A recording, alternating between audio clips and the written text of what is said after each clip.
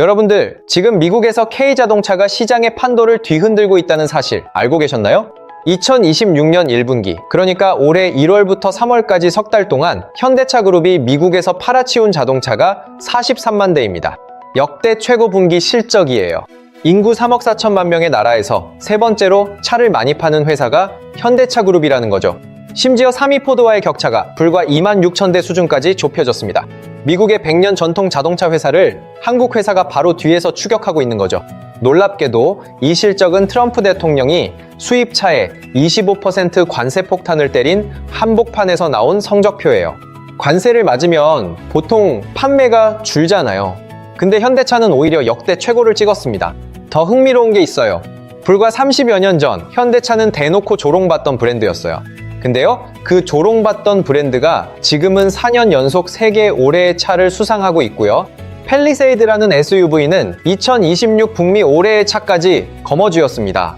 미국 고속도로 안전보험협회에서 가장 많은 최고 안전 등급을 받은 브랜드가 현대차예요. 딜러 수도 처음 미국에 갔을 때 161개에서 지금은 855개로 늘었고 누적 판매는 1700만 대를 넘겼습니다. 미국 내에서 57만 개의 일자리를 만들어내는 기업이 됐고요. 정확히 무슨 일이 있었길래 현대차는 3억 인구 미국의 심장부를 점령하게 된 걸까요? 오늘은 그 현대의 스토리를 아주 쉽고 재미있게 풀어드리겠습니다. 때는 바야흐로 1967년 정주영이라는 이름의 거침없는 남자가 현대자동차를 세상에 처음 세웁니다. 그는 작은 쌀가게에서 시작해 건설과 조선 분야를 거치며 대한민국의 기초 인프라를 직접 깔았던 대단한 인물이죠. 그런데 이 사람이 어느 날 갑자기 이번에는 자동차를 만들어 보겠다라고 전격 선언을 해버려요. 당연히 주변 지인들과 전문가들은 무모한 도전이라며 도시락 싸들고 다니면서 말렸습니다. 한국이 자동차에 대해 아는 게 하나도 없는데 무슨 차를 만드느냐며 기술도 자본도 턱없이 부족하다는 걱정뿐이었죠. 하지만 우리가 잘 아는 정주영 회장은 한번 마음먹으면 끝까지 밀어붙이는 엄청난 추진력의 소유자였거든요. 여기서 우리가 주목해야 할 지점이 있는데 1971년에 현대차의 미래를 바꿀 아주 큰 갈림길이 한 번 있었다는 거예요. 당시 세계 2위 자동차 기업이었던 미국의 포드사가 현대차의 솔깃한 합작 제안을 하나 던져옵니다. 서로의 지분율을 50대 50으로 나눠서 합작 법인을 하나 멋지게 만들자는 내용이었죠. 포드의 앞선 기술을 그대로 빌려 쓸 수 있으니까 현대차 입장에서는 아주 안전하고 편안한 선택지가 될 수 있잖아요. 하지만 정주영 회장은 고민 끝에 이 매력적인 제안을 단칼에 거절해버립니다. 그 이유는 포드 측이 현대차를 동등한 비즈니스 파트너로 인정하지 않고 하청업체 다루듯 대했기 때문이었거든요. 정주영 회장은 당시 관계자들에게 우리는 우리만의 방식대로 끝까지 독자적으로 간다라고 선포했다고 해요. 이 짧은 한마디가 이후 현대차 40년 역사의 정체성과 성격을 완전히 결정짓는 가장 중요한 문장이 됩니다. 남의 밑에서 편하고 안전하게 갈 수 있는 길을 포기하고 험난하지만 스스로 서는 길을 과감히 택한 거예요. 그 결과 1976년 마침내 한국 최초의 고유 모델인 포니가 탄생하며 전 세계의 주목을 받기 시작합니다. 자, 이제 여기서 시간을 10년 뒤로 훌쩍 넘겨서 본격적인 미국 진출 이야기를 해볼게요. 1986년 1월 활기가 넘치는 울산항의 모습입니다. 현대자동차가 독자적으로 만든 소형 세단 엑셀 약 1000대가 거대한 화물선 올리브 에이스호에 차례로 실립니다. 이 배의 최종 목적지는 태평양을 건너 자동차 산업의 본고장이라 불리는 미국 LA항이었어요. 아무도 예상치 못했던 한국산 자동차를 자동차의 본고장 미국에 수출하겠다는 야심찬 계획이었던 거죠. 당시 현대차 미국 법인의 수장을 맡고 있던 박성학 사장은 LA항에 도착한 수출 1호 엑셀의 운전석에 직접 앉아 몰면서 감격스럽게 하역을 마쳤다고 해요. 차에서 당당하게 내리면서 주변 사람들에게 손을 흔들었다는 현장의 기록이 생생하게 남아 있습니다. 그의 얼굴에는 새로운 도전에 대한 팽팽한 긴장감과 벅차오르는 흥분이 교차하며 그대로 드러났겠죠. 그런데 여기서 진짜 중요한 건 현대차가 왜 하필 그 타이밍에 미국 시장을 공략했느냐는 점입니다. 1980년대 중반 당시 미국 자동차 시장에는 아무도 신경 쓰지 않던 묘한 빈틈이 하나 존재하고 있었어요. GM이나 포드 같은 미국 토종 업체들은 물론이고 도요타와 혼다 같은 일본 기업들까지 전부 수익성이 좋은 고급화 전략에만 매달리고 있었거든요. 마진이 많이 남는 중대형 차나 비싼 고가 모델 위주로 판매 라인업을 짜다 보니 정작 엔트리급, 그러니까 저렴한 소형차 시장이 텅 비어버린 거예요. 당장 차가 필요한 대학생이나 사회초년생, 그리고 저소득층 서민들이 살만한 만만한 차가 아예 없었던 겁니다. 현대차는 바로 그 비어있는 틈새 시장을 아주 날카롭고 정확하게 파고들었습니다. 그들이 내세운 전략은 아주 심플하고 강력했는데 바로 경쟁자들의 절반 가격인 반값 전략이었어요. 당시 엑셀 기본형의 가격이 딱 4,995달러였는데 이건 정말이지 파격적인 가격이거든요. 경쟁사 모델들의 딱 절반 수준밖에 안 되는 가격이라 시장의 반응은 즉각적으로 나타났죠. 현대차가 미국에서 선보인 광고 카피 또한 그야말로 시대의 걸작으로 꼽히고 있습니다. 다른 차 한 대 살 돈이면 엑셀 2대를 충분히 살 수 있습니다라는 공격적인 멘트를 날렸거든요. 심지어 이제 대출은 그만 받으세요라는 뜻의 아주 도발적인 문구까지 과감하게 광고에 사용했어요. 차값이 워낙에 저렴하니까 굳이 빚을 내지 않고도 현금으로 바로 살 수 있다는 자신감을 내비친 뜻이었죠. 그 결과가 과연 어떻게 나왔을 것 같나요? 진출 첫 해인 1986년에만 엑셀이 무려 16만 8,882대나 팔려나가는 대기록을 세웠습니다. 미국 자동차 역사상 새로운 수입차 브랜드가 진출 첫 해에 이 정도로 많이 판 사례가 이전에는 단 한 번도 없었어요. 그야말로 업계의 모든 기록을 갈아치운 엄청난 사건이었죠. 미국의 유명한 경제 전문지 포춘은 그해 엑셀을 미국을 대표하는 10대 상품 중 하나로 공식 선정하기에 이릅니다. 그런데 이듬해인 1987년에는 그 열기가 식기는커녕 판매량이 더 폭발적으로 늘어났어요. 무려 26만 3,610대라는 기록적인 판매고를 올렸습니다. 덕분에 소형 수입차 부문에서 그 깐깐한 도요타를 제치고 당당히 판매 1위 자리에 올라서게 됩니다. 한국에서 온 이름조차 생소해서 제대로 발음도 못하던 자동차 회사가 본토에서 일본 차를 이겨버린 거예요. 당시 확보한 딜러 수가 겨우 161개 뿐이었고 미국 전체 50개 주 중에서 31개 주에서만 팔았는데도 이런 기적 같은 성적이 나온 겁니다. 정말 대단하다는 말밖에는 나오지 않는 성과였죠. 하지만 여기서 우리가 반드시 짚고 넘어가야 할 아주 뼈아픈 반전이 하나 기다리고 있습니다. 여러분도 아마 바로 떠오르는 단어가 하나 있으실 텐데 바로 품질이라는 무거운 숙제입니다. 차는 그야말로 미친 듯이 팔려나갔지만 정작 그 차의 내구성과 품질은 쏟아지는 인기를 감당할 수준이 전혀 아니었어요. 엑셀은 가격이 저렴하긴 했지만 그 저렴한 가격만큼이나 고장이 정말 잦아서 소비자들의 불만이 쌓여갔거든요. 처음에는 가격이 이렇게 싼데 이 정도 결함은 이해하자라며 넘어가던 미국 사람들도 슬슬 화를 내기 시작한 거죠. 급기야 싸기만 하고 금방 부서지는 일회용 차라는 아주 치명적인 입소문이 시장 전체에 빠르게 퍼져나갔습니다. 이때부터 현대차의 기세는 꺾이고 무서운 속도로 추락하기 시작해요. 1988년에 26만 대를 찍더니 1989년에는 18만 대, 1990년에는 13만 대까지 떨어지더니 1992년에는 10만 대 수준까지 곤두박질 칩니다. 지표를 보면 알 수 있듯이 매년 판매량이 깎여 내려가는 처참한 내리막길이었어요. 현대차가 가만히 있었던 건 아니고 여러 신차를 계속 투입했지만 판매가 오히려 줄어드는 이상한 현상이 반복된 거예요. 야심차게 준비한 소나타와 스쿠프, 엘란트라를 연달아 시장에 내놓았지만 이미 돌아선 소비자들의 마음을 되돌리기엔 역부족이었어요. 한번 제대로 깨져버린 브랜드 신뢰도는 단순히 새로운 모델을 내놓는다고 해서 쉽게 회복되는 게 아니거든요. 상황이 이렇다 보니 1990년대 중반 미국 시장에서 현대차는 사실상 시장 퇴출 위기까지 몰리게 되었어요. 진출 첫 해에 16만 대나 팔던 당당한 기세는 어디 가고 10만 대 밑으로 판매량이 쪼그라든 거죠. 기발했던 반값 전략은 당장 눈앞의 숫자는 만들어냈지만 반값 품질이라는 씻을 수 없는 꼬리표를 남기고 말았습니다. 전문가들조차 이제 이 한국산 브랜드가 미국 땅에서 살아남는 건 불가능하다고 입을 모으던 시절이었어요. 그렇게 희망이 보이지 않던 시절을 지나 약 10여 년이 흐른 뒤 한 남자가 경영 전면에 나서면서 모든 판이 뒤바뀌기 시작합니다.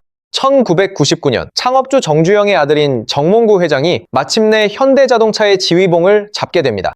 그가 회장에 취임하자마자 가장 먼저 실행에 옮긴 일은 바로 미국행 비행기 티켓을 끊는 것이었어요. 책상 앞에 앉아보고만 받지 않고 수출의 최전선 현장을 내 눈으로 직접 확인하겠다는 강한 의지였죠. 당시 미국 시장의 현대차는 품질 결함 문제로 여기저기서 리콜 요청이 빗발치며 그야말로 사면초가 상태였습니다. 정몽구 회장은 미국 곳곳의 딜러십을 샅샅이 돌면서 현장의 생생한 목소리를 가감없이 들었어요. 그리고 바로 그 고단한 현장에서 현대차의 운명을 바꿀 결정적인 한마디를 마주하게 됩니다.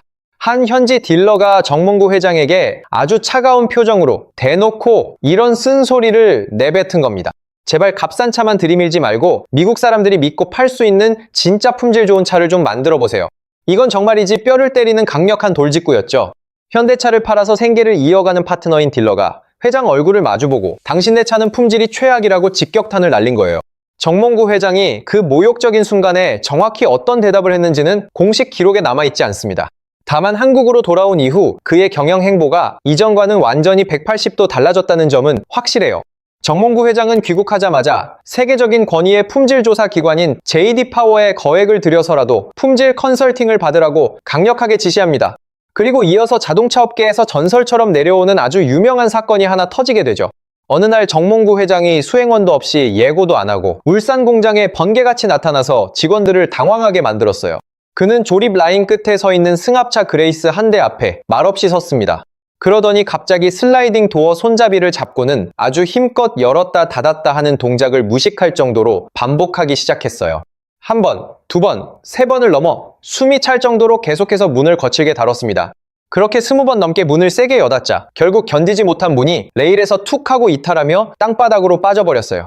이 광경을 지켜보던 공장 관계자들은 얼어붙었고 정몽구 회장은 그 자리에서 딱 한마디 무거운 지시를 내렸습니다. 이런 품질로는 안 되니 처음부터 다시 설계하고 다시 만들라는 불호령이었죠. 이 역사적인 날 이후 현대차 모든 공장에서는 공정 중 품질 결함이 하나라도 발견되면 즉시 라인을 멈추는 철저한 원칙이 세워졌고요. 심지어 신차 출시가 코앞이더라도 품질 검증 단계에서 작은 문제라도 생기면 일정을 무기한 연기하는 강수를 두기 시작했습니다. 여기서 우리가 생각해야 할 부분은 정몽구가 품질 개선에 목숨을 건 건 알겠는데 그걸 미국 소비자들에게 어떻게 납득시키느냐였어요.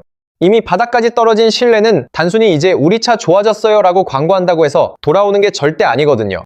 이 절체절명의 순간에 정몽구 회장은 자동차 산업 역사상 유례를 찾기 힘든 엄청난 도박 같은 승부수를 던집니다.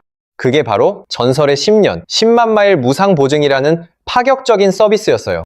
현대차를 구매하면 무려 10년 동안 혹은 10만 마일을 주행할 때까지 핵심 부품인 파워트레인을 무상으로 고쳐주겠다는 약속이었습니다. 당시 업계 표준과 비교해보면 이게 얼마나 말도 안 되는 일이었는지 체감이 되는데 미국 1위 포드와 GM이 고작 3년에 3만 6천 마일을 보증해주던 시절이었거든요.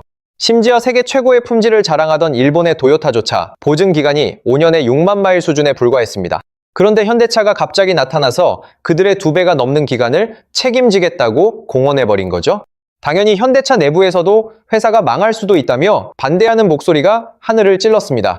반대파들의 주장은 아주 논리적이고 타당했는데 지금 우리 차의 품질 수준으로 10년 보증을 하면 수리비 감당이 안 돼서 파산할 게 뻔하다는 거였죠. 그들의 시각에서 보면 이건 사실 틀린 말이 아니었고 10년 보증은 말 그대로 자살 행위나 다름없어 보였으니까요. 하지만 찬성하는 쪽은 다른 관점에서 이 문제를 바라봤습니다. 어차피 이대로 가면 미국 시장에서 쫓겨날 텐데 보증이라도 걸어서 마지막으로 한 번 더 진정성을 보여줘야 합니다 라고 설득했죠. 찬반 양측의 팽팽한 격론이 밤낮 없이 이어졌습니다. 긴 회의 끝에 최종 결단을 내려야 하는 순간 정몽구 회장은 짧고 굵은 한마디로 모든 논란을 종결시켰다고 해요. 토달지 말고 그냥 무조건 밀어붙여라는 지상 명령이었습니다. 그런데 더 기가 막힌 사실은 이 엄청난 결단을 내린 시점이 한국 경제가 IMF 외환 위기로 고통받던 직후였다는 점입니다. 1997년 말 대한민국 전체가 경제적 파국을 맞이하며 나라가 휘청이던 정말 힘든 시기였잖아요. 잘 나가던 대기업들이 추풍낙엽처럼 쓰러지고 있었고 현대차 스스로도 생존을 걱정해야 할 만큼 상황이 좋지 않았습니다. 그런 최악의 경기 상황에서 자동차 보증 기간을 업계 최장으로 늘린다는 건 바깥에서 보기엔 제정신이 아닌 미친 짓으로 보였을 거예요. 실제로 경쟁 관계에 있던 일본 자동차 회사들의 반응이 딱 비웃음 그 자체였습니다. 도요타와 혼다 경영진은 현대차의 발표를 듣고 조만간 망하려고 작정했다라며 코웃음을 쳤고요. 미국의 유력 언론들과 자동차 전문가들 역시 현대차의 약속에 대해 극도로 회의적인 반응을 보였습니다. 경제 위기 때문에 당장 내일도 모르는 한국 회사가 지키지도 못할 터무니없는 약속을 남발하고 있다라는 따가운 시선뿐이었죠. 하지만 여기서 대반전이 일어나는데 정작 차를 사는 미국 소비자들의 반응은 전문가들과 완전히 딴판이었습니다. 무려 10년이나 보증해준다고? 만약 사실이라면 한번 믿고 사볼 만한 가치가 있지 않을까라는 심리가 작동한 거죠. 현대차가 내건 보증이라는 든든한 안전망이 사람들의 망설임을 믿져야 본전이니 한번 사보자라는 행동으로 바꿔버린 겁니다. 그 결과는 놀랍게도 숫자가 고스란히 증명해주고 있어요. 1998년에는 미국 시장 연간 판매량이 9만 대 수준이었지만 10년 보증카드를 들고 나간 1999년에는 16만 4,190대로 폭등했습니다. 단 1년 만에 판매 실적이 70% 넘게 수직 상승하는 기염을 토한 거예요. 상승세는 멈추지 않고 2000년에는 24만 대를 넘겼고 2001년에는 무려 34만 대를 돌파했습니다. 불과 3년 만에 판매 규모가 거의 4배 가까이 커지는 성장을 이뤄낸 겁니다. 정몽구 회장이 노렸던 역발상의 핵심은 바로 이것이었습니다. 품질을 먼저 완벽하게 올리고 나서 보증을 거는 게 아니라 보증을 먼저 선언해서 스스로를 벼랑 끝으로 내모는 전략이었죠. 한번 큰 소리치며 약속을 한 이상 품질을 죽기 살기로 올리지 않으면 회사가 진짜로 망하는 구조를 자기 손으로 직접 만든 거예요. 이건 직원들을 향한 강력한 메시지이자 스스로에게 가하는 처절한 채찍질이었습니다. 동시에 정몽구 회장은 품질만큼이나 중요한 또 하나의 승부수를 던졌는데 그게 바로 디자인 혁신이었습니다.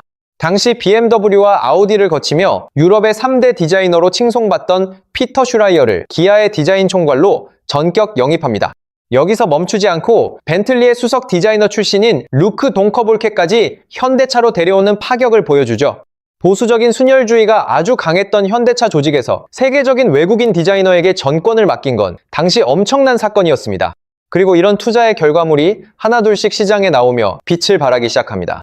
2001년 야심차게 내놓은 SUV 산타페가 미국 시장에서 데이트를 치며 현대차의 위상을 바꿔놓았고요. 마침내 2004년에는 소나타가 JD 파워의 품질 조사에서 그 난공불락 같던 도요타를 제치는 이변을 일으킵니다. 현대차를 비웃던 일본 경쟁사들이 당황해서 자기네 보증 기간을 슬그머니 올리기 시작한 것도 바로 이때부터였죠. 그리고 2005년 미국 엘라베마주에 현대차의 첫 현지 생산 공장이 본격적으로 가동을 시작합니다. 이 시점부터 현대차는 더 이상 한국에서 배 타고 건너온 차가 아니라 미국 땅에서 미국인이 만드는 차로 인정받기 시작하죠. 냉정하게 보면 현대차 입장에서도 수입만으로는 관세 장벽과 물류 비용을 더 이상 감당할 수 없는 임계점에 도달해 있었어요. 미국 시장에 완전히 뿌리를 내리고 현지화하는 것만이 유일한 생존 전략이었던 시기였습니다. 하지만 현대차의 진정한 전성기라고 할 수 있는 거대한 폭풍은 아직 시작조차 하지 않았습니다. 이제 3세대 리더십인 정의선 회장 시대로 넘어가 볼게요. 정주영 창업주의 손자이자 정몽구 명예회장의 아들인 정의선 회장이 2020년 그룹의 수장 자리에 오릅니다. 그는 아버지로부터 품질에 대한 지독한 집착이라는 유산을 고스란히 물려받았고요. 그 튼튼한 기본기 위에 자신만의 강력한 무기를 하나 더 얹었습니다. 그건 바로 전기차와 로봇, 자율주행, 그리고 하늘을 나는 도심 항공 모빌리티 같은 미래형 기술들이었어요. 아버지가 기존의 차를 누구보다 잘 만드는 것에 집중했다면 아들은 세상에 없던 차를 다르게 만드는 것에 경영의 방점을 찍었습니다. 그 혁신적인 시도의 첫 번째 결과물이 바로 전용 전기차인 아이오닉5였습니다. 현대차가 독자 개발한 전기차 전용 플랫폼 EGMP를 기반으로 만든 이 차는 등장부터 전 세계를 놀라게 했죠. 2022년 아이오닉5는 전 세계 자동차 전문가들이 뽑는 가장 권위 있는 상인 세계 올해의 차를 당당히 수상합니다. 심지어 같은 해에 세계 올해의 전기차상까지 동시에 휩쓸며 이관왕의 영예를 안았어요. 당시 이 차와 우열을 가렸던 경쟁 상대들이 아우디의 이트론 GT나 벤츠의 EQS 같은 쟁쟁한 모델들이었다는 게 믿어지시나요? 자타가 공인하는 독일의 프리미엄 브랜드 전기차들을 한국의 현대차가 기술력으로 완전히 압도해버린 거예요. 그리고 이 놀라운 수상 행진은 2023년 아이오닉 6, 2024년 기아 EV9, 2025년 기아 EV3까지 이어지며 4년 연속 세계 올해의 차라는 대기록을 세웁니다. 미국 시장에서의 점유율이 무서운 속도로 치솟기 시작한 것도 바로 이 혁신적인 전기차들 덕분이었습니다. 2010년대 내내 7에서 8% 박스권에 갇혀있던 현대차의 미국 시장 점유율이 2022년 마침내 마의 두 자릿수인 10%를 돌파해버려요. 같은 해 오랫동안 난공불락의 4위 자리를 지키던 일본의 혼다를 제치고 미국 판매 4위라는 역사적인 위치에 등극합니다. 2023년에는 10.7%, 2024년에는 10.8%로 계속해서 자신들의 기록을 갈아치우더니요. 마침내 2025년에는 점유율 11.3%를 달성하며 현대차 역사상 최고의 성적표를 받아들게 됩니다. 1986년 처음 미국 땅을 밟은 이후 꼬박 40년 만에 마침내 점유율 11%의 벽을 시원하게 깨뜨린 거죠. 그런데 호사다마라고 할까요? 이런 가파른 상승 곡선 위에 거대한 먹구름 하나가 갑자기 들이오기 시작했습니다. 그 주인공은 바로 우리가 잘 아는 도널드 트럼프 대통령이었습니다. 2025년 1월 다시 대통령직에 복귀한 트럼프는 모든 수입 자동차에 예외 없이 25%의 높은 관세를 물리겠다고 전격 선언합니다. 이게 현대차에게 어떤 치명적인 의미를 갖는지 따져보면 정말이지 눈앞이 아찔해지는 상황이었거든요. 한국 공장에서 열심히 만들어 미국으로 수출하는 차 한 대마다 차값의 4분의 1을 고스란히 세금으로 내야 한다는 뜻이니까요. 유명 신용평가사들의 분석에 따르면 연간 관세 비용으로만 무려 8조 원이 넘는 돈을 써야 할 수도 있다는 비관적인 전망이 쏟아졌습니다. 당시 현대차의 미국 현지 생산 비중이 약 40% 정도였는데 나머지 60% 물량이 관세 직격탄을 맞게 된 거예요. 한국에서 공들여 만들어 보내는 그 엄청난 수출 물량 전부에 25% 관세가 붙는 최악의 시나리오가 현실이 된 겁니다. 그리고 상호관세 정책 발표를 딱 일주일 앞둔 2025년 3월 24일 정의선 회장은 결단을 내리고 워싱턴 DC행 비행기에 몸을 싣습니다. 그의 최종 목적지는 다름 아닌 미국 권력의 심장부 백악관이었습니다. 그는 트럼프 대통령이 직접 주재하는 투자 발표 행사장인 루즈벨트 룸에 당당하게 모습을 나타냈죠. 먼저 단상에 올라 마이크를 잡은 트럼프 대통령은 특유의 자신감 넘치는 말투로 현대차를 언급하며 말문을 열었습니다. 현대차는 이제 미국 땅에서 직접 철강을 생산하고 자동차를 만들 것이기에 더 이상 관세를 낼 필요가 없습니다. 이것이야말로 우리가 추진하는 강력한 관세 정책이 얼마나 잘 작동하고 있는지를 보여주는 최고의 사례입니다라며 칭찬을 아끼지 않았죠. 이어서 마이크를 이어받은 정의선 회장은 전 세계가 주목하는 가운데 아주 파격적인 투자 계획을 발표했습니다. 현대차 그룹은 향후 4년 동안 미국 시장에 총 210억 달러를 추가로 투자하기로 기쁜 마음으로 결정했습니다라고 선언한 거예요. 그 투자 금액이 무려 210억 달러에 달합니다. 우리나라 돈으로 환산하면 약 31조 원이나 되는 어마어마한 규모예요. 트럼프 이기 정부가 들어선 이후 한국 기업 중 가장 먼저 백악관에 초청받아 대규모 투자 보따리를 푼 역사적인 순간이었습니다. 이 과감한 결정의 구체적인 내용을 뜯어보면 정의선 회장이 얼마나 치밀하게 준비했는지가 그대로 느껴집니다. 현재 조지아주 서베너에 짓고 있는 최첨단 전기차 전용 공장인 메타플랜트 아메리카의 생산 능력을 대폭 끌어올리기로 했거든요. 원래 계획된 연간 30만 대 규모의 20만 대를 더 추가해서 총 50만 대 규모로 증설하기로 한 겁니다. 기존의 엘라베마 공장 물량까지 모두 합치면 이제 미국 현지에서만 연간 120만 대의 차를 생산할 수 있는 거대한 체제를 갖추게 되는 셈이죠. 여기서 한 발 더 나아가 루이지애나주에는 아예 현대차만의 전용 제철소까지 직접 세우기로 했습니다. 연간 270만 톤의 철강을 뽑아낼 수 있는 대규모 전기로 제철소를 지어서 원자재부터 현지화하겠다는 전략이었죠. 즉, 미국에서 만드는 현대차에 들어갈 철강 재료까지 미국 땅에서 직접 생산해서 관세라는 장애물을 원천적으로 차단하겠다는 겁니다. 단순히 자동차 조립만 미국에서 하는 게 아니라 철강 같은 핵심 원자재 공급망까지 현지에 박아버리면 관세 논란에서 완전히 자유로워질 수 있거든요. 이후 투자 규모는 더 늘어나서 50억 달러가 추가된 총 260억 달러, 우리 돈 약 38조 원이라는 역대급 수준이 되었습니다. 자동차 제조는 기본이고 철강과 로봇, 자율주행 기술, 그리고 미래 먹거리인 도심 항공 모빌리티 사업까지 모두 미국 현지에서 육성하겠다는 계획이었죠. 정의선 회장의 선택은 관세라는 파도를 그저 온몸으로 맞고 버티는 게 아니라 아예 관세가 닿지 않는 안전한 섬을 직접 설계하고 만드는 것이었습니다. 그렇다면 이 천문학적인 투자 결정이 가져온 실제 결과는 과연 어땠을까요? 2025년 현대차 그룹의 미국 연간 판매량은 183만 대를 넘어서며 점유율 11.3%라는 사상 최고의 성적을 기록했습니다. 25%라는 살벌한 관세 위협 속에서도 위축되지 않고 오히려 사상 최대의 실적이라는 완벽한 승리를 거둔 거예요. 기세는 2026년으로 이어져 1분기에도 역대 분기 기록을 다시 한번 갈아치우는 기염을 토했습니다. 특히나 요즘 대세인 하이브리드 차량의 판매 성장이 눈부실 정도로 폭발적이었는데요. 산타페 하이브리드 모델이 전년보다 47% 더 팔렸고 엘란트라 하이브리드는 무려 141%나 판매량이 급증하며 시장을 휩쓸었습니다.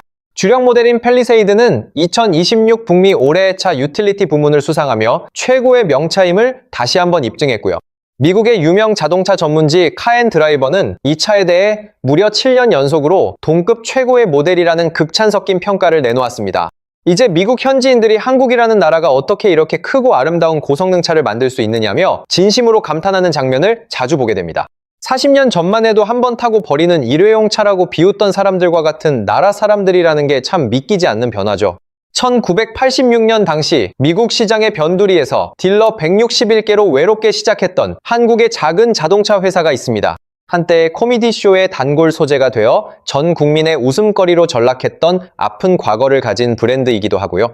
그랬던 회사가 40년이 지난 지금은 855개의 촘촘한 딜러망과 누적 판매 1700만 대라는 대기록을 세운 거대 기업으로 우뚝 섰습니다. 57만 명의 미국인을 먹여 살리는 일자리를 창출하고 미국 대통령이 직접 엄지손가락을 치켜 세우는 그런 브랜드가 된 거죠. 이처럼 현대차의 지난 40년 미국 도전사는 조롱에서 진정한 인정으로, 싸구려에서 프리미엄으로, 수입차에서 현지 생산 기업으로 거듭난 위대한 대전환의 기록입니다. 그렇다면 이 장엄한 서사를 앞에서 이끌었던 3명의 주인공 정주영과 정몽구 그리고 정의선 회장은 지금 어떤 모습일까요? 우선 현대차의 초석을 다진 정주영 창업주는 지난 2001년 아쉽게 세상을 떠났습니다. 자신이 그토록 간절히 꿈꿨던 미국 땅에서 한국 자동차가 최고의 인정을 받는 세상을 끝내 다 보지 못하고 눈을 감으셨죠. 하지만 그가 평소 강조했던 우리는 우리만의 길을 간다라는 독자 노선의 DNA는 아들과 손자의 몸속에 고스란히 이어졌습니다. 정몽구 명예회장은 현재 경영 일선에서 물러나 휴식을 취하고 있지만 그가 던졌던 10년 10만 마일 보증이라는 승부수는 현대차 부활의 전설로 영원히 기억될 거예요. 마침 2026년 올해 그의 경영 철학을 담은 회고록이 출간되면서 MK 리더십에 대한 재평가 열풍이 다시금 뜨겁게 불고 있기도 합니다. 그리고 3대 경영인 정의선 회장은 지금 이 순간에도 2030년까지 미국 판매 차량의 80%를 현지에서 직접 생산한다라는 거대한 목표를 향해 쉼없이 달리고 있습니다. 앞으로 조지아주 메타플랜트 공장에서 전기차 양산이 본격화되기 시작하면 트럼프 관세의 영향력은 지금보다 훨씬 더 줄어들 것으로 보입니다. 현재 미국 시장에서 3위 자리를 지키고 있는 포드와의 판매 격차는 2026년 1분기 기준으로 고작 26,000여 대 수준에 불과해요. 지금 같은 폭발적인 상승세가 조금만 더 유지된다면 미국 시장 판매 3위 현대차 그룹이라는 역사적인 순간을 곧 마주하게 될지도 모릅니다. 물론 앞으로 해결해야 할 변수와 난관들도 여전히 산적해 있는 건 사실이에요. 트럼프 정부의 관세 정책이 언제 또 요동칠지 알 수 없고 무서운 속도로 치고 올라오는 중국산 전기차들의 공세도 만만치 않으니까요. 여기에 미국 자동차 시장 전체의 성장 둔화 가능성이나 올해 5년 연속 수상을 노리는 아이오닉 9과 팰리세이드의 시장 반응까지 모두 지켜봐야 합니다. 아직 이 장엄한 이야기의 마지막 장은 채 쓰이지 않았고 현대차의 도전은 현재 진행형인 셈이죠. 마지막으로 오늘 들려드린 이 놀라운 성공 서사를 어떻게 바라봐야 할지에 대해 짧게 정리하며 마무리할까 합니다. 어떤 시각에서는 세 세대에 걸친 오너 일가의 뚝심 있는 결단력이 만들어낸 기적 같은 승리라고 평가할 거예요. 정주영의 추진력과 정몽구의 품질 집착, 그리고 정의선의 미래 통찰력이 조화를 이룬 결과물이라는 해석이죠. 또 다른 관점에서는 이건 단순히 현대차 한 기업의 성공이 아니라 대한민국 제조업 전체가 가진 끈질긴 DNA의 승리라고 볼 수도 있습니다. 반도체와 조선, 디스플레이 분야가 그랬던 것처럼 자동차 산업에서도 한국 특유의 저력이 발휘된 것이니까요. 물론 좀 더 차갑고 냉정하게 분석하는 분들은 급변하는 전기차 전환기에 기존 강자들이 주춤하는 사이 현대차가 가장 기민하게 움직였을 뿐이라고 말하기도 합니다. 하지만 우리가 절대 부정할 수 없는 한 가지 확실한 팩트가 있습니다. 40년 전만 해도 한 번 타고 버리는 일회용 차라며 비웃음을 사던 브랜드가 오늘날 3억 명 넘는 미국인들이 꼭 다시 사고 싶은 차로 꼽는 브랜드가 되었다는 점입니다. 만약 1990년대에 현대차를 독설로 조롱했던 데이비드 레터맨이 그때 현대차 주식을 좀 사두었더라면 지금쯤 자신의 농담을 아주 뼈저리게 후회하고 있지 않을까 하는 생각도 드네요. 오늘 준비한 이야기는 여기까지인데 끝까지 흥미롭게 시청해주신 분들이 계신다면 좋아요 버튼 한 번씩 꼭 부탁드릴게요. 앞으로 펼쳐질 현대차의 다음 행보가 궁금하신 분들은 자유롭게 댓글로 여러분의 의견을 남겨주시면 감사하겠습니다. 오늘 영상에서 다룬 내용 중 여러분에게 가장 인상 깊게 남은 장면은 무엇이었는지도 참 궁금한데요. 정몽구 회장이 그레이스문을 직접 떼어내던 장면인가요? 아니면 정의선 회장이 백악관에서 당당하게 투자를 발표하던 순간인가요? 구독과 알림 설정까지 미리 해두시면 K자동차의 흥미진진한 다음 이야기도 가장 빠르게 만나보실 수 있습니다. 조롱을 환호로 바꾸고 싸구려에서 프리미엄의 상징으로 거듭난 K자동차의 미국 정복기, 이번 편은 여기까지입니다. 감사합니다. 여러분들, 지금 미국에서 K자동차가 시장의 판도를 뒤흔들고 있다는 사실 알고 계셨나요? 2026년 1분기, 그러니까 올해 1월부터 3월까지 석 달 동안 현대차 그룹이 미국에서 팔아치운 자동차가 43만 대입니다. 역대 최고 분기 실적이에요. 인구 3억 4천만 명의 나라에서 세 번째로 차를 많이 파는 회사가 현대차 그룹이라는 거죠. 심지어 3위 포드와의 격차가 불과 2만 6천 대 수준까지 좁혀졌습니다. 미국의 100년 전통 자동차 회사를 한국 회사가 바로 뒤에서 추격하고 있는 거죠. 놀랍게도 이 실적은 트럼프 대통령이 수입차에 25% 관세 폭탄을 때린 한복판에서 나온 성적표예요. 관세를 맞으면 보통 판매가 줄잖아요. 근데 현대차는 오히려 역대 최고를 찍었습니다. 더 흥미로운 게 있어요. 불과 30여 년 전 현대차는 대놓고 조롱받던 브랜드였어요. 근데요, 그 조롱받던 브랜드가 지금은 4년 연속 세계 올해의 차를 수상하고 있고요. 팰리세이드라는 SUV는 2026 북미 올해의 차까지 거머쥐었습니다. 미국 고속도로 안전보험협회에서 가장 많은 최고 안전 등급을 받은 브랜드가 현대차예요. 딜러 수도 처음 미국에 갔을 때 161개에서 지금은 855개로 늘었고 누적 판매는 1,700만 대를 넘겼습니다. 미국 내에서 57만 개의 일자리를 만들어내는 기업이 됐고요. 정확히 무슨 일이 있었길래 현대차는 3억 인구 미국의 심장부를 점령하게 된 걸까요? 오늘은 그 현대의 스토리를 아주 쉽고 재미있게 풀어드리겠습니다. 때는 바야흐로 1967년 정주영이라는 이름의 거침없는 남자가 현대자동차를 세상에 처음 세웁니다. 그는 작은 쌀가게에서 시작해 건설과 조선 분야를 거치며 대한민국의 기초 인프라를 직접 깔았던 대단한 인물이죠. 그런데 이 사람이 어느 날 갑자기 이번에는 자동차를 만들어 보겠다라고 전격 선언을 해버려요. 당연히 주변 지인들과 전문가들은 무모한 도전이라며 도시락 싸들고 다니면서 말렸습니다. 한국이 자동차에 대해 아는 게 하나도 없는데 무슨 차를 만드느냐며 기술도 자본도 턱없이 부족하다는 걱정뿐이었죠. 하지만 우리가 잘 아는 정주영 회장은 한번 마음먹으면 끝까지 밀어붙이는 엄청난 추진력의 소유자였거든요. 여기서 우리가 주목해야 할 지점이 있는데 1971년에 현대차의 미래를 바꿀 아주 큰 갈림길이 한 번 있었다는 거예요. 당시 세계 2위 자동차 기업이었던 미국의 포드사가 현대차의 솔깃한 합작 제안을 하나 던져옵니다. 서로의 지분율을 50대 50으로 나눠서 합작 법인을 하나 멋지게 만들자는 내용이었죠. 포드의 앞선 기술을 그대로 빌려 쓸 수 있으니까 현대차 입장에서는 아주 안전하고 편안한 선택지가 될 수 있잖아요. 하지만 정주영 회장은 고민 끝에 이 매력적인 제안을 단칼에 거절해버립니다. 그 이유는 포드 측이 현대차를 동등한 비즈니스 파트너로 인정하지 않고 하청업체 다루듯 대했기 때문이었거든요. 정주영 회장은 당시 관계자들에게 우리는 우리만의 방식대로 끝까지 독자적으로 간다라고 선포했다고 해요. 이 짧은 한마디가 이후 현대차 40년 역사의 정체성과 성격을 완전히 결정짓는 가장 중요한 문장이 됩니다. 남의 밑에서 편하고 안전하게 갈 수 있는 길을 포기하고 험난하지만 스스로 서는 길을 과감히 택한 거예요. 그 결과 1976년 마침내 한국 최초의 고유 모델인 포니가 탄생하며 전 세계의 주목을 받기 시작합니다. 자, 이제 여기서 시간을 10년 뒤로 훌쩍 넘겨서 본격적인 미국 진출 이야기를 해볼게요. 1986년 1월 활기가 넘치는 울산항의 모습입니다. 현대자동차가 독자적으로 만든 소형 세단 엑셀 약 1000대가 거대한 화물선 올리브 에이스호에 차례로 실립니다. 이 배의 최종 목적지는 태평양을 건너 자동차 산업의 본고장이라 불리는 미국 LA항이었어요. 아무도 예상치 못했던 한국산 자동차를 자동차의 본고장 미국에 수출하겠다는 야심찬 계획이었던 거죠. 당시 현대차 미국 법인의 수장을 맡고 있던 박성학 사장은 LA항에 도착한 수출 1호 엑셀의 운전석에 직접 앉아 몰면서 감격스럽게 하역을 마쳤다고 해요.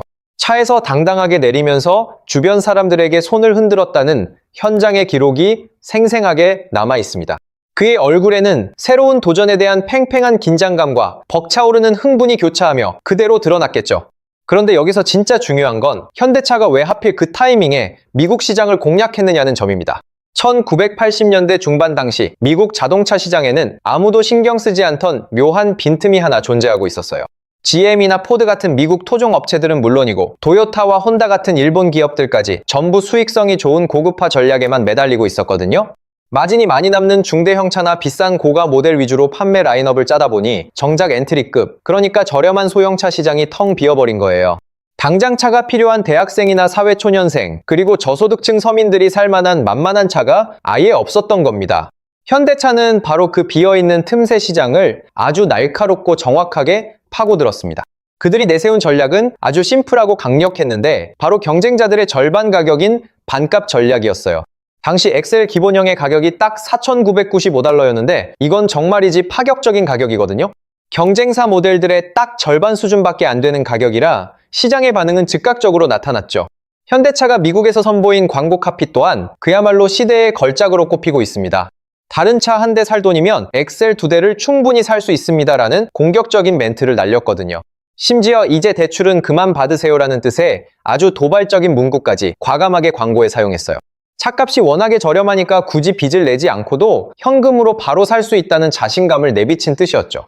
그 결과가 과연 어떻게 나왔을 것 같나요? 진출 첫 해인 1986년에만 엑셀이 무려 16만 8,882대나 팔려나가는 대기록을 세웠습니다. 미국 자동차 역사상 새로운 수입차 브랜드가 진출 첫 해에 이 정도로 많이 판 사례가 이전에는 단 한 번도 없었어요. 그야말로 업계의 모든 기록을 갈아치운 엄청난 사건이었죠. 미국의 유명한 경제 전문지 포춘은 그해 엑셀을 미국을 대표하는 10대 상품 중 하나로 공식 선정하기에 이릅니다. 그런데 이듬해인 1987년에는 그 열기가 식기는커녕 판매량이 더 폭발적으로 늘어났어요. 무려 26만 3,610대라는 기록적인 판매고를 올렸습니다. 덕분에 소형 수입차 부문에서 그 깐깐한 도요타를 제치고 당당히 판매 1위 자리에 올라서게 됩니다. 한국에서 온 이름조차 생소해서 제대로 발음도 못하던 자동차 회사가 본토에서 일본 차를 이겨버린 거예요.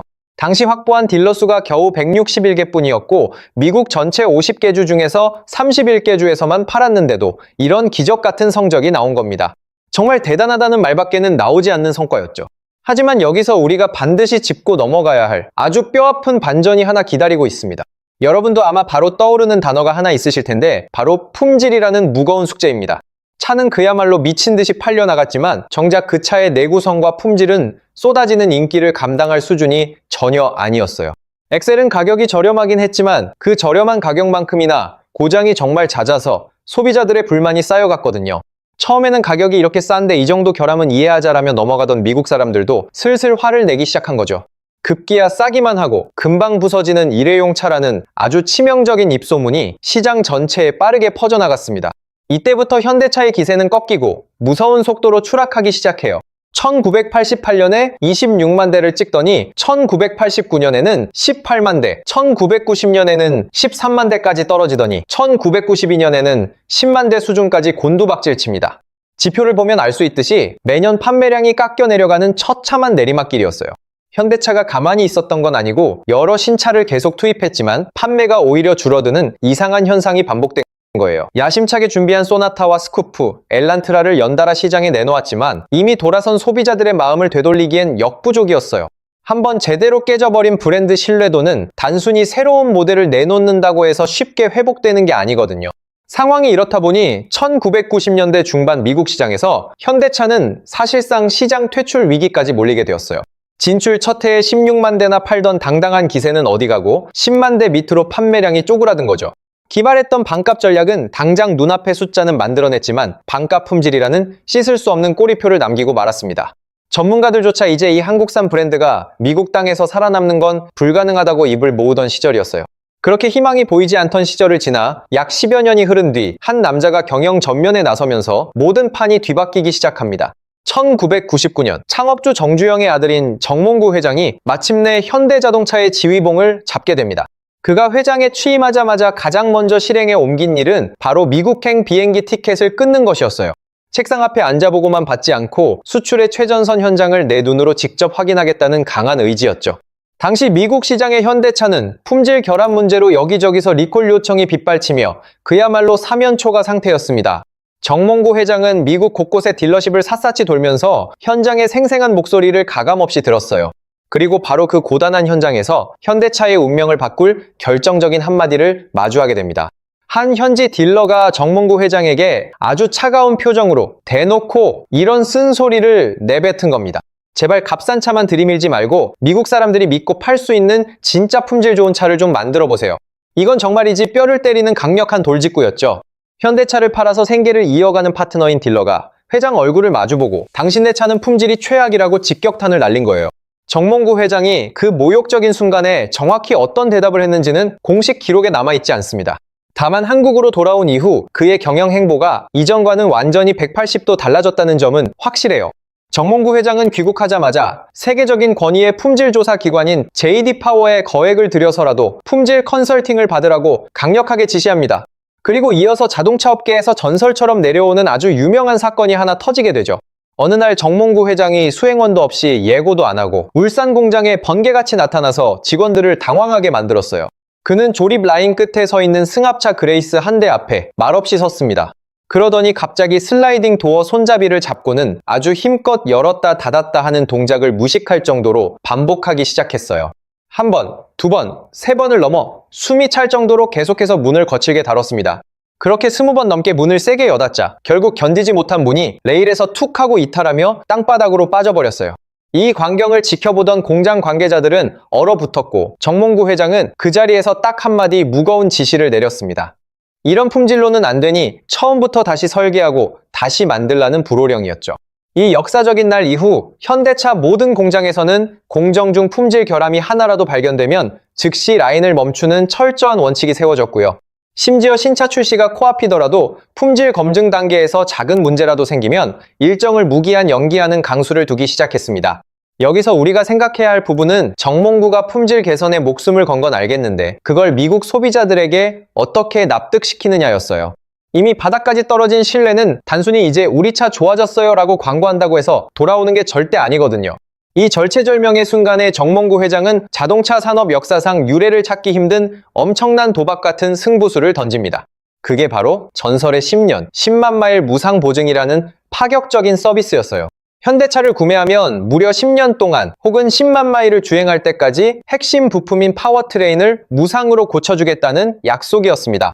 당시 업계 표준과 비교해보면 이게 얼마나 말도 안 되는 일이었는지 체감이 되는데 미국 1위 포드와 GM이 고작 3년에 3만 6천 마일을 보증해주던 시절이었거든요. 심지어 세계 최고의 품질을 자랑하던 일본의 토요타조차 보증 기간이 5년에 6만 마일 수준에 불과했습니다. 그런데 현대차가 갑자기 나타나서 그들의 2배가 넘는 기간을 책임지겠다고 공언해버린 거죠. 당연히 현대차 내부에서도 회사가 망할 수도 있다며 반대하는 목소리가 하늘을 찔렀습니다. 반대파들의 주장은 아주 논리적이고 타당했는데 지금 우리 차의 품질 수준으로 10년 보증을 하면 수리비 감당이 안 돼서 파산할 게 뻔하다는 거였죠. 그들의 시각에서 보면 이건 사실 틀린 말이 아니었고 10년 보증은 말 그대로 자살 행위나 다름없어 보였으니까요. 하지만 찬성하는 쪽은 다른 관점에서 이 문제를 바라봤습니다.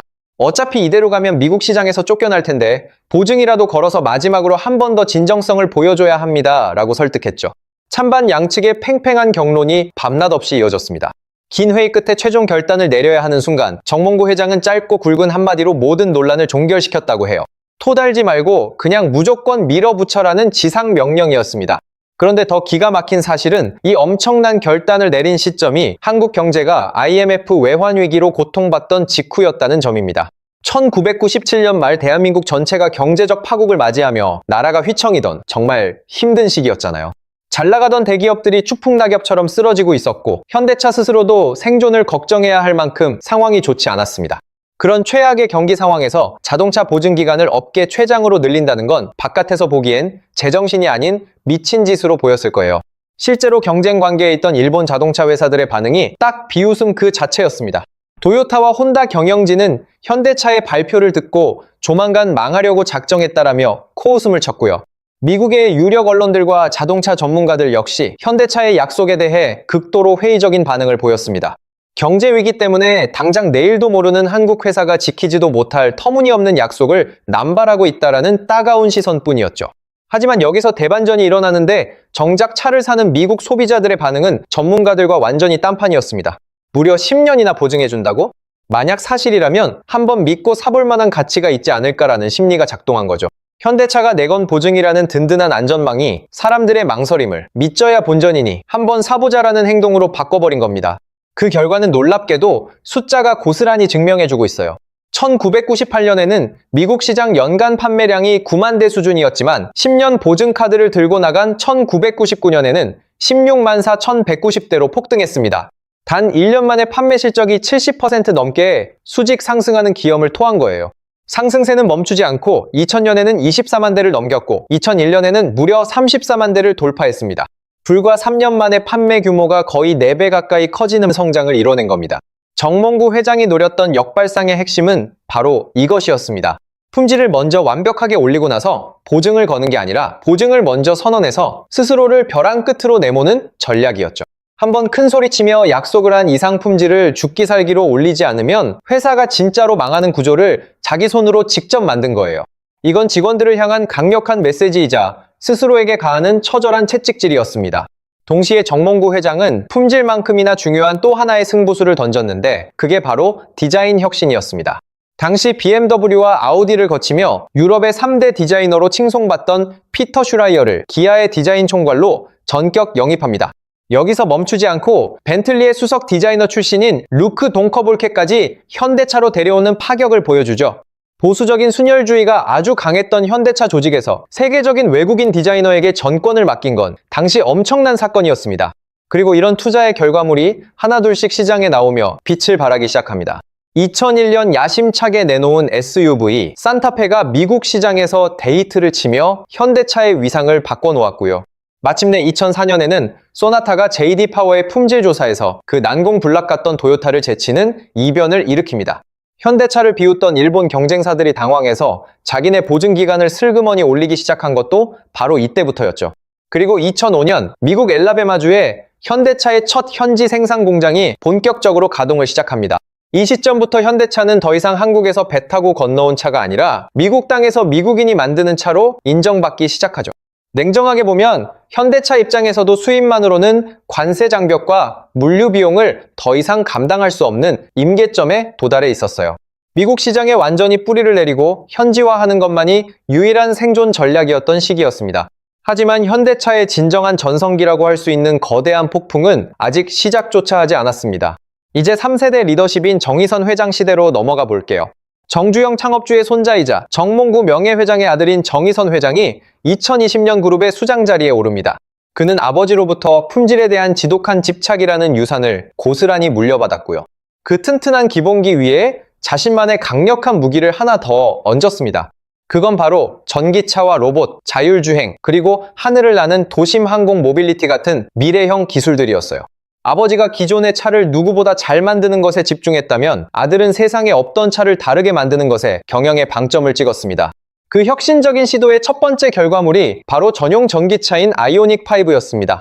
현대차가 독자 개발한 전기차 전용 플랫폼 EGMP를 기반으로 만든 이 차는 등장부터 전 세계를 놀라게 했죠. 2022년 아이오닉5는 전 세계 자동차 전문가들이 뽑는 가장 권위 있는 상인 세계 올해의 차를 당당히 수상합니다. 심지어 같은 해에 세계 올해의 전기차상까지 동시에 휩쓸며 이관왕의 영예를 안았어요. 당시 이 차와 우열을 가렸던 경쟁 상대들이 아우디의 이트론 GT나 벤츠의 EQS 같은 쟁쟁한 모델들이었다는 게 믿어지시나요? 자타가 공인하는 독일의 프리미엄 브랜드 전기차들을 한국의 현대차가 기술력으로 완전히 압도해버린 거예요. 그리고 이 놀라운 수상행진은 2023년 아이오닉6, 2024년 기아 EV9, 2025년 기아 EV3까지 이어지며 4년 연속 세계 올해의 차라는 대기록을 세웁니다. 미국 시장에서의 점유율이 무서운 속도로 치솟기 시작한 것도 바로 이 혁신적인 전기차들 덕분이었습니다. 2010년대 내내 7에서 8% 박스권에 갇혀있던 현대차의 미국 시장 점유율이 2022년 마침내 마의 두 자릿수인 10%를 돌파해버려요. 같은 해 오랫동안 난공불락의 4위 자리를 지키던 일본의 혼다를 제치고 미국 판매 4위라는 역사적인 위치에 등극합니다. 2023년에는 10.7%, 2024년에는 10.8%로 계속해서 자신들의 기록을 갈아치우더니요. 마침내 2025년에는 점유율 11.3%를 달성하며 현대차 역사상 최고의 성적표를 받아들게 됩니다. 1986년 처음 미국 땅을 밟은 이후 꼬박 40년 만에 마침내 점유율 11%의 벽을 시원하게 깨뜨린 거죠. 그런데 호사다마라고 할까요? 이런 가파른 상승 곡선 위에 거대한 먹구름 하나가 갑자기 들이오기 시작했습니다. 그 주인공은 바로 우리가 잘 아는 도널드 트럼프 대통령이었습니다. 2025년 1월 다시 대통령직에 복귀한 트럼프는 모든 수입 자동차에 예외 없이 25%의 높은 관세를 물리겠다고 전격 선언합니다. 이게 현대차에게 어떤 치명적인 의미를 갖는지 따져보면 정말이지 눈앞이 아찔해지는 상황이었거든요. 한국 공장에서 열심히 만들어 미국으로 수출하는 차 한 대마다 차값의 4분의 1을 고스란히 세금으로 내야 한다는 뜻이니까요. 유명 신용평가사들의 분석에 따르면 연간 관세 비용으로만 무려 8조 원이 넘는 돈을 써야 할 수도 있다는 비관적인 전망이 쏟아졌습니다. 당시 현대차의 미국 현지 생산 비중이 약 40% 정도였는데 나머지 60% 물량이 관세 직격탄을 맞게 된 거예요. 한국에서 공들여 만들어 보내는 그 엄청난 수출 물량 전부에 25% 관세가 붙는 최악의 시나리오가 현실이 된 겁니다. 그리고 상호관세 정책 발표를 딱 일주일 앞둔 2025년 3월 24일 정의선 회장은 결단을 내리고 워싱턴 DC행 비행기에 몸을 싣습니다. 그의 최종 목적지는 다름 아닌 미국 권력의 심장부 백악관이었습니다. 그는 트럼프 대통령이 직접 주재하는 투자 발표 행사장인 루즈벨트 룸에 당당하게 모습을 나타냈죠. 먼저 단상에 올라 마이크를 잡은 트럼프 대통령은 특유의 자신감 넘치는 말투로 현대차를 언급하며 말문을 열었습니다. 현대차는 이제 미국 땅에서 직접 철강을 생산하고 자동차를 만들 것이기에 더 이상 관세를 낼 필요가 없습니다. 이것이야말로 우리가 추진하는 강력한 관세 정책이 얼마나 잘 작동하고 있는지를 보여주는 최고의 사례입니다라며 칭찬을 아끼지 않았죠. 이어서 마이크를 이어받은 정의선 회장은 전 세계가 주목하는 가운데 아주 파격적인 투자 계획을 발표했습니다. 현대차 그룹은 향후 4년 동안 미국 시장에 총 210억 달러를 추가로 투자하기로 기쁜 마음으로 결정했습니다라고 선언한 거예요. 그 투자 금액이 무려 210억 달러에 달합니다. 우리나라 돈으로 환산하면 약 31조 원이나 되는 어마어마한 규모예요. 트럼프 2기 정부가 들어선 이후 한국 기업 중 가장 먼저 백악관에 초청받아 대규모 투자 보따리를 푼 역사적인 순간이었습니다. 이 과감한 결정의 구체적인 내용을 뜯어보면 정의선 회장이 얼마나 치밀하게 준비했는지가 그대로 느껴집니다. 현재 조지아주 서베너에 짓고 있는 최첨단 전기차 전용 공장인 메타플랜트 아메리카의 생산 능력을 대폭 끌어올리기로 했거든요. 원래 계획된 연간 30만 대 규모의 20만 대를 더 추가해서 총 50만 대 규모로 증설하기로 한 겁니다. 기존의 엘라베마 공장 물량까지 모두 합치면 이제 미국 현지에서만 연간 120만 대의 차를 생산할 수 있는 거대한 체제를 갖추게 되는 셈이죠. 여기서 한 발 더 나아가 루이지애나주에는 아예 현대차만의 전용 제철소까지 직접 세우기로 했습니다.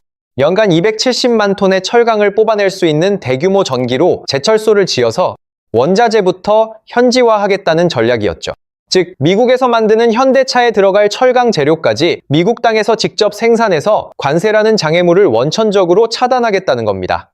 단순히 자동차 조립만 미국에서 하는 게 아니라 철강 같은 핵심 원자재 공급망까지 현지에 박아버리면 관세 논란에서 완전히 자유로워질 수 있거든요. 이후 투자 규모는 더 늘어나서 50억 달러가 추가된 총 260억 달러, 우리 돈 약 38조 원이라는 역대급 수준이 되었습니다. 자동차 제조는 기본이고 철강과 로봇, 자율주행 기술, 그리고 미래 먹거리인 도심 항공 모빌리티 사업까지 모두 미국 현지에서 육성하겠다는 계획이었죠. 정의선 회장의 선택은 관세라는 파도를 그저 온몸으로 맞고 버티는 게 아니라 아예 관세가 닿지 않는 안전한 섬을 직접 설계하고 만드는 것이었습니다. 그렇다면 이 천문학적인 투자 결정이 가져온 실제 결과는 과연 어땠을까요? 2025년 현대차 그룹의 미국 연간 판매량은 183만 대를 넘어서며 점유율 11.3%라는 사상 최고의 성적을 기록했습니다. 25%라는 살벌한 관세 위협 속에서도 위축되지 않고 오히려 사상 최대의 실적이라는 완벽한 승리를 거둔 거예요. 기세는 2026년으로 이어져 1분기에도 역대 분기 기록을 다시 한번 갈아치우는 기염을 토했습니다. 특히나 요즘 대세인 하이브리드 차량의 판매 성장이 눈부실 정도로 폭발적이었는데요. 산타페 하이브리드 모델이 전년보다 47% 더 팔렸고 엘란트라 하이브리드는 무려 141%나 판매량이 급증하며 시장을 휩쓸었습니다. 주력 모델인 팰리세이드는 2026 북미 올해의 차 유틸리티 부문을 수상하며 최고의 명차임을 다시 한번 입증했고요. 미국의 유명 자동차 전문지 카엔드라이버는 이 차에 대해 무려 7년 연속으로 동급 최고의 모델이라는 극찬 섞인 평가를 내놓았습니다. 이제 미국 현지인들이 한국이라는 나라가 어떻게 이렇게 크고 아름다운 고성능 차를 만들 수 있느냐며 진심으로 감탄하는 장면을 자주 보게 됩니다. 40년 전만 해도 한번 타고 버리는 일회용 차라고 비웃던 사람들과 같은 나라 사람들이라는 게 참 믿기지 않는 변화죠. 1986년 당시 미국 시장의 변두리에서 딜러 161개로 외롭게 시작했던 한국의 작은 자동차 회사가 있습니다. 한때 코미디쇼의 단골 소재가 되어 전 국민의 웃음거리로 전락했던 아픈 과거를 가진 브랜드이기도 하고요. 그랬던 회사가 40년이 지난 지금은 855개의 촘촘한 딜러망과 누적 판매 1700만 대라는 대기록을 세운 거대 기업으로 우뚝 섰습니다. 57만 명의 미국인을 먹여 살리는 일자리를 창출하고 미국 대통령이 직접 엄지손가락을 치켜 세우는 그런 브랜드가 된 거죠. 이처럼 현대차의 지난 40년 미국 도전사는 조롱에서 진정한 인정으로, 싸구려에서 프리미엄으로, 수입차에서 현지 생산 기업으로 거듭난 위대한 대전환의 기록입니다. 그렇다면 이 장엄한 서사를 앞에서 이끌었던 3명의 주인공, 정주영과 정몽구, 그리고 정의선 회장은 지금 어떤 모습일까요? 우선 현대차의 초석을 다진 정주영 창업주는 지난 2001년 아쉽게 세상을 떠났습니다. 자신이 그토록 간절히 꿈꿨던 미국 땅에서 한국 자동차가 최고의 인정을 받는 세상을 끝내 다 보지 못하고 눈을 감으셨죠. 하지만 그가 평소 강조했던 우리는 우리만의 길을 간다라는 독자 노선의 DNA는 아들과 손자의 몸속에 고스란히 이어졌습니다. 정몽구 명예회장은 현재 경영 일선에서 물러나 휴식을 취하고 있지만 그가 던졌던 10년 10만 마일 보증이라는 승부수는 현대차 부활의 전설로 영원히 기억될 거예요. 마침 2026년 올해 그의 경영 철학을 담은 회고록이 출간되면서 MK 리더십에 대한 재평가 열풍이 다시금 뜨겁게 불고 있기도 합니다. 그리고 3대 경영인 정의선 회장은 지금 이 순간에도 2030년까지 미국 판매 차량의 80%를 현지에서 직접 생산한다라는 거대한 목표를 향해 쉼없이 달리고 있습니다. 앞으로 조지아주 메타플랜트 공장에서 전기차 양산이 본격화되기 시작하면 트럼프 관세의 영향력은 지금보다 훨씬 더 줄어들 것으로 보입니다. 현재 미국 시장에서 3위 자리를 지키고 있는 포드와의 판매 격차는 2026년 1분기 기준으로 고작 26,000여 대 수준에 불과해요. 지금 같은 폭발적인 상승세가 조금만 더 유지된다면 미국 시장 판매 3위 현대차 그룹이라는 역사적인 순간을 곧 마주하게 될지도 모릅니다. 물론 앞으로 해결해야 할 변수와 난관들도 여전히 산적해 있는 건 사실이에요. 트럼프 정부의 관세 정책이 언제 또 요동칠지 알 수 없고 무서운 속도로 치고 올라오는 중국산 전기차들의 공세도 만만치 않으니까요. 여기에 미국 자동차 시장 전체의 성장 둔화 가능성이나 올해 5년 연속 수상을 노리는 아이오닉 9과 팰리세이드의 시장 반응까지 모두 지켜봐야 합니다. 아직 이 장엄한 이야기의 마지막 장은 채 쓰이지 않았고 현대차의 도전은 현재 진행형인 셈이죠. 마지막으로 오늘 들려드린 이 놀라운 성공 서사를 어떻게 바라봐야 할지에 대해 짧게 정리하며 마무리할까 합니다. 어떤 시각에서는 새 세대에 걸친 오너 일가의 뚝심 있는 결단력이 만들어낸 기적 같은 승리라고 평가할 거예요. 정주영의 추진력과 정몽구의 품질 집착, 그리고 정의선의 미래 통찰력이 조화를 이룬 결과물이라는 해석이죠. 또 다른 관점에서는 이건 단순히 현대차 한 기업의 성공이 아니라 대한민국 제조업 전체가 가진 끈질긴 DNA의 승리라고 볼 수도 있습니다. 반도체와 조선, 디스플레이 분야가 그랬던 것처럼 자동차 산업에서도 한국 특유의 저력이 발휘된 것이니까요. 물론 좀 더 차갑고 냉정하게 분석하는 분들은 급변하는 전기차 전환기에 기존 강자들이 주춤하는 사이 현대차가 가장 기민하게 움직였을 뿐이라고 말하기도 합니다. 하지만 우리가 절대 부정할 수 없는 한 가지 확실한 팩트가 있습니다. 40년 전만 해도 한 번 타고 버리는 일회용 차라며 비웃음을 사던 브랜드가 오늘날 3억 명 넘는 미국인들이 꼭 다시 사고 싶은 차로 꼽는 브랜드가 되었다는 점입니다. 만약 1990년대에 현대차를 독설로 조롱했던 데이비드 레터맨이 그때 현대차 주식을 좀 사두었더라면 지금쯤 자신의 농담을 아주 뼈저리게 후회하고 있지 않을까 하는 생각도 드네요. 오늘 준비한 이야기는 여기까지인데 끝까지 흥미롭게 시청해주신 분들이 계신다면 좋아요 버튼 한 번씩 꼭 부탁드릴게요. 앞으로 펼쳐질 현대차의 다음 행보가 궁금하신 분들은 자유롭게 댓글로 여러분의 의견을 남겨주시면 감사하겠습니다. 오늘 영상에서 다룬 내용 중 여러분에게 가장 인상 깊게 남은 장면은 무엇이었는지도 참 궁금한데요. 정몽구 회장이 그레이스 문을 직접 떼어내던 장면인가요? 아니면 정의선 회장이 백악관에서 당당하게 투자를 발표하던 순간인가요? 구독과 알림 설정까지 미리 해두시면 K자동차의 흥미진진한 다음 이야기도 가장 빠르게 만나보실 수 있습니다. 조롱을 환호로 바꾸고 싸구려 해서 프리미엄의 상징으로 거듭난 K자동차의 미국 정복기, 이번 편은 여기까지입니다. 감사합니다. 여러분들, 지금 미국에서 K자동차가 시장의 판도를 뒤흔들고 있다는 사실 알고 계셨나요? 2026년 1분기, 그러니까 올해 1월부터 3월까지 석 달 동안 현대차 그룹이 미국에서 팔아치운 자동차가 43만 대입니다. 역대 최고 분기 실적이에요. 인구 3억 4천만 명의 나라에서 세 번째로 차를 많이 파는 회사가 현대차 그룹이라는 거죠. 심지어 3위 포드와의 격차가 불과 2만 6천 대 수준까지 좁혀졌습니다. 미국의 100년 전통 자동차 회사를 한국 회사가 바로 뒤에서 추격하고 있는 거죠. 놀랍게도 이 실적은 트럼프 대통령이 수입차에 25% 관세 폭탄을 때린 한복판에서 나온 성적표예요. 관세를 맞으면 보통 판매가 줄잖아요. 근데 현대차는 오히려 역대 최고를 찍었습니다. 더 흥미로운 게 있어요. 불과 30여 년 전 현대차는 대놓고 조롱받던 브랜드였어요. 근데요, 그 조롱받던 브랜드가 지금은 4년 연속 세계 올해의 차를 수상하고 있고요. 팰리세이드라는 SUV는 2026 북미 올해의 차까지 거머쥐었습니다. 미국 고속도로 안전보험협회에서 가장 많은 최고 안전 등급을 받은 브랜드가 현대차예요. 딜러 수도 처음 미국에 갔을 때 161개에서 지금은 855개로 늘었고 누적 판매는 1,700만 대를 넘겼습니다. 미국 내에서 57만 개의 일자리를 만들어내는 기업이 됐고요.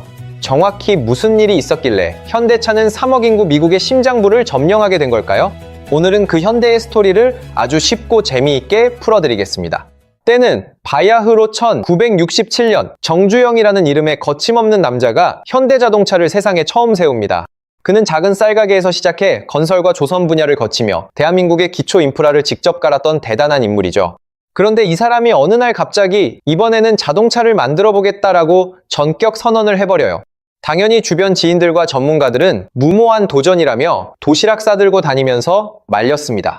한국이 자동차에 대해 아는 게 하나도 없는데 무슨 차를 만드느냐며 기술도 자본도 턱없이 부족하다는 걱정뿐이었죠. 하지만 우리가 잘 아는 정주영 회장은 한번 마음먹으면 끝까지 밀어붙이는 엄청난 추진력의 소유자였거든요. 여기서 우리가 주목해야 할 지점이 있는데 1971년에 현대차의 미래를 바꿀 아주 큰 갈림길이 한 번 있었다는 거예요. 당시 세계 2위 자동차 기업이었던 미국의 포드사가 현대차의 솔깃한 합작 제안을 하나 던져옵니다. 서로의 지분율을 50대 50으로 나눠서 합작 법인을 하나 멋지게 만들자는 내용이었죠. 포드의 앞선 기술을 그대로 빌려 쓸 수 있으니까 현대차 입장에서는 아주 안전하고 편안한 선택지가 될 수 있잖아요. 하지만 정주영 회장은 고민 끝에 이 매력적인 제안을 단칼에 거절해버립니다. 그 이유는 포드 측이 현대차를 동등한 비즈니스 파트너로 인정하지 않고 하청업체 다루듯 대했기 때문이었거든요. 정주영 회장은 당시 관계자들에게 우리는 우리만의 방식대로 끝까지 독자적으로 간다라고 선포했다고 해요. 이 짧은 한마디가 이후 현대차 40년 역사의 정체성과 성격을 완전히 결정짓는 가장 중요한 문장이 됩니다. 남의 밑에서 편하고 안전하게 갈 수 있는 길을 포기하고 험난하지만 스스로 서는 길을 과감히 택한 거예요. 그 결과 1976년 마침내 한국 최초의 고유 모델인 포니가 탄생하며 전 세계의 주목을 받기 시작합니다. 자, 이제 여기서 시간을 10년 뒤로 훌쩍 넘겨서 본격적인 미국 진출 이야기를 해볼게요. 1986년 1월 활기가 넘치는 울산항의 모습입니다. 현대자동차가 독자적으로 만든 소형 세단 엑셀 약 1000대가 거대한 화물선 올리브 에이스호에 차례로 실립니다. 이 배의 최종 목적지는 태평양을 건너 자동차 산업의 본고장이라 불리는 미국 LA항이었어요. 아무도 예상치 못했던 한국산 자동차를 자동차의 본고장 미국에 수출하겠다는 야심찬 계획이었던 거죠. 당시 현대차 미국 법인의 수장을 맡고 있던 박성학 사장은 LA항에 도착한 수출 1호 엑셀의 운전석에 직접 앉아 몰면서 감격스럽게 하역을 마쳤다고 해요. 차에서 당당하게 내리면서 주변 사람들에게 손을 흔들었다는 현장의 기록이 생생하게 남아 있습니다. 그의 얼굴에는 새로운 도전에 대한 팽팽한 긴장감과 벅차오르는 흥분이 교차하며 그대로 드러났겠죠. 그런데 여기서 진짜 중요한 건 현대차가 왜 하필 그 타이밍에 미국 시장을 공략했느냐는 점입니다. 1980년대 중반 당시 미국 자동차 시장에는 아무도 신경 쓰지 않던 묘한 빈틈이 하나 존재하고 있었어요. GM이나 포드 같은 미국 토종 업체들은 물론이고 도요타와 혼다 같은 일본 기업들까지 전부 수익성이 좋은 고급화 전략에만 매달리고 있었거든요. 마진이 많이 남는 중대형 차나 비싼 고가 모델 위주로 판매 라인업을 짜다 보니 정작 엔트리급, 그러니까 저렴한 소형차 시장이 텅 비어버린 거예요. 당장 차가 필요한 대학생이나 사회초년생, 그리고 저소득층 서민들이 살만한 만만한 차가 아예 없었던 겁니다. 현대차는 바로 그 비어있는 틈새 시장을 아주 날카롭고 정확하게 파고들었습니다. 그들이 내세운 전략은 아주 심플하고 강력했는데 바로 경쟁자들의 절반 가격인 반값 전략이었어요. 당시 엑셀 기본형의 가격이 딱 4,995달러였는데 이건 정말이지 파격적인 가격이거든요. 경쟁사 모델들의 딱 절반 수준밖에 안 되는 가격이라 시장의 반응은 즉각적으로 나타났죠. 현대차가 미국에서 선보인 광고 카피 또한 그야말로 시대의 걸작으로 꼽히고 있습니다. 다른 차 한 대 살 돈이면 엑셀 2대를 충분히 살 수 있습니다라는 공격적인 멘트를 날렸거든요. 심지어 이제 대출은 그만 받으세요라는 뜻의 아주 도발적인 문구까지 과감하게 광고에 사용했어요. 차값이 워낙에 저렴하니까 굳이 빚을 내지 않고도 현금으로 바로 살 수 있다는 자신감을 내비친 뜻이었죠. 그 결과가 과연 어떻게 나왔을 것 같나요? 진출 첫 해인 1986년에만 엑셀이 무려 16만 8,882대나 팔려나가는 대기록을 세웠습니다. 미국 자동차 역사상 새로운 수입차 브랜드가 진출 첫 해에 이 정도로 많이 판 사례가 이전에는 단 한 번도 없었어요. 그야말로 업계의 모든 기록을 갈아치운 엄청난 사건이었죠. 미국의 유명한 경제 전문지 포춘은 그해 엑셀을 미국을 대표하는 10대 상품 중 하나로 공식 선정하기에 이릅니다. 그런데 이듬해인 1987년에는 그 열기가 식기는커녕 판매량이 더 폭발적으로 늘어났어요. 무려 26만 3,610대라는 기록적인 판매고를 올렸습니다. 덕분에 소형 수입차 부문에서 그 깐깐한 도요타를 제치고 당당히 판매 1위 자리에 올라서게 됩니다. 한국에서 온 이름조차 생소해서 제대로 발음도 못하던 자동차 회사가 본토에서 일본 차를 이겨버린 거예요. 당시 확보한 딜러 수가 겨우 161개 뿐이었고 미국 전체 50개 주 중에서 31개 주에서만 팔았는데도 이런 기적 같은 성적이 나온 겁니다. 정말 대단하다는 말밖에는 나오지 않는 성과였죠. 하지만 여기서 우리가 반드시 짚고 넘어가야 할 아주 뼈아픈 반전이 하나 기다리고 있습니다. 여러분도 아마 바로 떠오르는 단어가 하나 있으실 텐데 바로 품질이라는 무거운 숙제입니다. 차는 그야말로 미친 듯이 팔려나갔지만 정작 그 차의 내구성과 품질은 쏟아지는 인기를 감당할 수준이 전혀 아니었어요. 엑셀은 가격이 저렴하긴 했지만 그 저렴한 가격만큼이나 고장이 정말 잦아서 소비자들의 불만이 쌓여갔거든요. 처음에는 가격이 이렇게 싼데 이 정도 결함은 이해하자라며 넘어가던 미국 사람들도 슬슬 화를 내기 시작한 거죠. 급기야 싸기만 하고 금방 부서지는 일회용 차라는 아주 치명적인 입소문이 시장 전체에 빠르게 퍼져나갔습니다. 이때부터 현대차의 기세는 꺾이고 무서운 속도로 추락하기 시작해요. 1988년에 26만 대를 찍더니 1989년에는 18만 대, 1990년에는 13만 대까지 떨어지더니 1992년에는 10만 대 수준까지 곤두박질 칩니다. 지표를 보면 알 수 있듯이 매년 판매량이 깎여 내려가는 처참한 내리막길이었어요. 현대차가 가만히 있었던 건 아니고 여러 신차를 계속 투입했지만 판매가 오히려 줄어드는 이상한 현상이 반복된 거예요. 야심차게 준비한 소나타와 스쿠프, 엘란트라를 연달아 시장에 내놓았지만 이미 돌아선 소비자들의 마음을 되돌리기엔 역부족이었어요. 한번 제대로 깨져버린 브랜드 신뢰도는 단순히 새로운 모델을 내놓는다고 해서 쉽게 회복되는 게 아니거든요. 상황이 이렇다 보니 1990년대 중반 미국 시장에서 현대차는 사실상 시장 퇴출 위기까지 몰리게 되었어요. 진출 첫 해에 16만 대나 팔던 당당한 기세는 어디 가고 10만 대 밑으로 판매량이 쪼그라든 거죠. 기발했던 반값 전략은 당장 눈앞의 숫자는 만들어냈지만 반값 품질이라는 씻을 수 없는 꼬리표를 남기고 말았습니다. 전문가들조차 이제 이 한국산 브랜드가 미국 땅에서 살아남는 건 불가능하다고 입을 모으던 시절이었어요. 그렇게 희망이 보이지 않던 시절을 지나 약 10여 년이 흐른 뒤 한 남자가 경영 전면에 나서면서 모든 판이 뒤바뀌기 시작합니다. 1999년 창업주 정주영의 아들인 정몽구 회장이 마침내 현대자동차의 지휘봉을 잡게 됩니다. 그가 회장에 취임하자마자 가장 먼저 실행에 옮긴 일은 바로 미국행 비행기 티켓을 끊는 것이었어요. 책상 앞에 앉아보고만 받지 않고 수출의 최전선 현장을 내 눈으로 직접 확인하겠다는 강한 의지였죠. 당시 미국 시장의 현대차는 품질 결함 문제로 여기저기서 리콜 요청이 빗발치며 그야말로 사면초가 상태였습니다. 정몽구 회장은 미국 곳곳에 딜러십을 샅샅이 돌면서 현장의 생생한 목소리를 가감없이 들었어요. 그리고 바로 그 고단한 현장에서 현대차의 운명을 바꿀 결정적인 한마디를 마주하게 됩니다. 한 현지 딜러가 정몽구 회장에게 아주 차가운 표정으로 대놓고 이런 쓴소리를 내뱉은 겁니다. 제발 값싼 차만 들이밀지 말고 미국 사람들이 믿고 팔 수 있는 진짜 품질 좋은 차를 좀 만들어 보세요. 이건 정말이지 뼈를 때리는 강력한 돌직구였죠. 현대차를 팔아서 생계를 이어가는 파트너인 딜러가 회장 얼굴을 마주보고 당신네 차는 품질이 최악이라고 직격탄을 날린 거예요. 정몽구 회장이 그 모욕적인 순간에 정확히 어떤 대답을 했는지는 공식 기록에 남아있지 않습니다. 다만 한국으로 돌아온 이후 그의 경영 행보가 이전과는 완전히 180도 달라졌다는 점은 확실해요. 정몽구 회장은 귀국하자마자 세계적인 권위의 품질 조사 기관인 JD 파워에 거액을 들여서라도 품질 컨설팅을 받으라고 강력하게 지시합니다. 그리고 이어서 자동차 업계에서 전설처럼 내려오는 아주 유명한 사건이 하나 터지게 되죠. 어느 날 정몽구 회장이 수행원도 없이 예고도 안 하고 울산 공장에 번개같이 나타나서 직원들을 당황하게 만들었어요. 그는 조립 라인 끝에 서 있는 승합차 그레이스 한 대 앞에 말없이 섰습니다. 그러더니 갑자기 슬라이딩 도어 손잡이를 잡고는 아주 힘껏 열었다 닫았다 하는 동작을 무식할 정도로 반복하기 시작했어요. 한 번, 두 번, 세 번을 넘어 숨이 찰 정도로 계속해서 문을 거칠게 다뤘습니다. 그렇게 20번 넘게 문을 세게 여닫자 결국 견디지 못한 문이 레일에서 툭 하고 이탈하며 땅바닥으로 빠져버렸어요.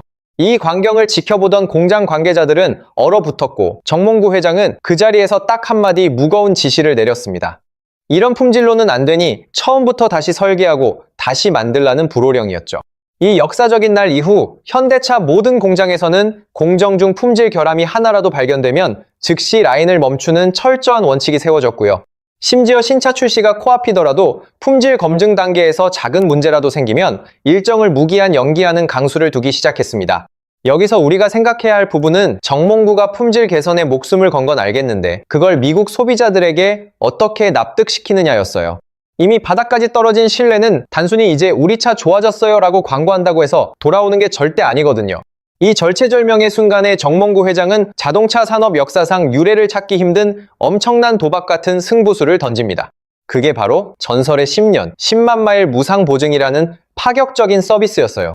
현대차를 구매하면 무려 10년 동안 혹은 10만 마일을 주행할 때까지 핵심 부품인 파워트레인을 무상으로 고쳐주겠다는 약속이었습니다. 당시 업계 표준과 비교해보면 이게 얼마나 말도 안 되는 일이었는지 체감이 되는데 미국 1위 포도와 GM이 고작 3년에 3만 6천 마일을 보증해주던 시절이었거든요. 심지어 세계 최고의 품질을 자랑하던 일본의 도요타조차 보증 기간이 5년에 6만 마일 수준에 불과했습니다. 그런데 현대차가 갑자기 나타나서 그들의 2배가 넘는 기간을 책임지겠다고 공언해버린 거죠.